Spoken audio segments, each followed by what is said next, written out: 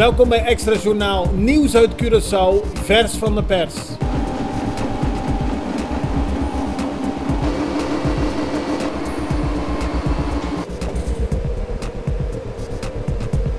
En dit is het nieuws van vandaag. Iets na middernacht heeft de politie huiszoekingen verricht aan de Brionweg. 5 huizen werden doorzocht en daarbij werd heel veel vuurwerk gevonden. Men gaat ervan uit dat dit het vuurwerk is dat onlangs gestolen is bij het Kruidhuis. In totaal is 1 persoon aangehouden. De directeur van de Centrale Bank van Curaçao en Sint Maarten, José Jardim, gaf gisteren in het parlement aan dat er onlangs problemen met de solvabiliteit van Enja waren ontdekt. Solvabiliteit geeft een indicatie aan van de financiële gezondheid van een bedrijf. Volgens Jardim is het afgelopen periode nodig geweest om $100 miljoen terug op de rekeningen van Enja te plaatsen. Die waren naar een ander onderdeel van het overkoepelende bedrijf geplaatst. Volgens Jardim gaat het inmiddels beter met de solvabiliteit van Enja, maar is er nog steeds werk te verrichten. Bijna $90 miljoen.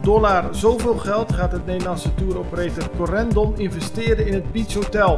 De eerste fase moet eind volgend jaar klaar zijn. Verder gaf directeur Attilay Oerzu gisteren aan dat er een Boeing 737-800 tijdens de winterperiode op Curaçao gestationeerd wordt. Daarmee zal onder meer worden gevlogen naar Sao Paulo, Manaus en Sint Maarten. Op die laatste vlucht zal ook worden samengewerkt door middel van codesharing met Insel Air. Al sinds september wordt er met de werknemers van het CEOS gesproken over de nieuwe functieindeling bij HNO. Gisteren was er onduidelijkheid bij een deel van het personeel over hoe dat precies in elkaar zou gaan. Volgens Gilbert Martina, de directeur van HNO, wordt alles rustig uitgelegd en zijn er 100 nieuwe functies in het nieuwe ziekenhuis. Voor de kust van Aruba zijn onlangs 4 Colombianen in een boot aangehouden. Ook de drugs die in de boot aanwezig was, is in beslag genomen. Volgens minister van Justitie Anding Bikker bewijst dit nogmaals dat Aruba behoefte heeft aan een eigen helikopter en een radar om op die manier de kust beter te beschermen. De kans is groot dat Tahith Chong, de Antilliaanse voetballer, vanavond zijn debuut maakt in de Champions League voor Manchester United. Er zou plaats voor hem zijn en volgens de media in Manchester is het ook tijd dat Chong daadwerkelijk de kans krijgt om zich te bewijzen op het hoogste niveau. Manchester United moet vanavond tegen Juventus en dat betekent dat Chong dan tegenover Cristiano Ronaldo zou komen te staan.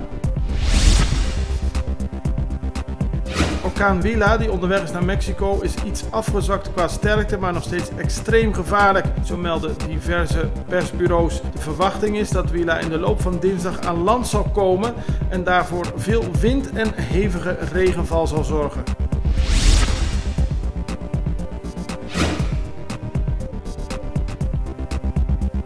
Kenners zien het al, dit is Armin van Buuren, een van de headliners op het Flying Dutch Curaçao 2018 festival. Flying Dutch organiseert al enkele jaren festivals in Amsterdam, Eindhoven en Rotterdam en nu dus ook op Curaçao. Aanstaande donderdag begint het en naast Armin van Buuren treden onder meer ook Sonnery James en Ryan Marciano op en de lokale DJ's Menassa, Jayon en Jay Stax. En die won onlangs de Curaçaose DJ Battle. Dit was Extra Journaal met nieuws uit Curaçao in het Nederlands, elke doordeweekse dag. Tot de volgende keer.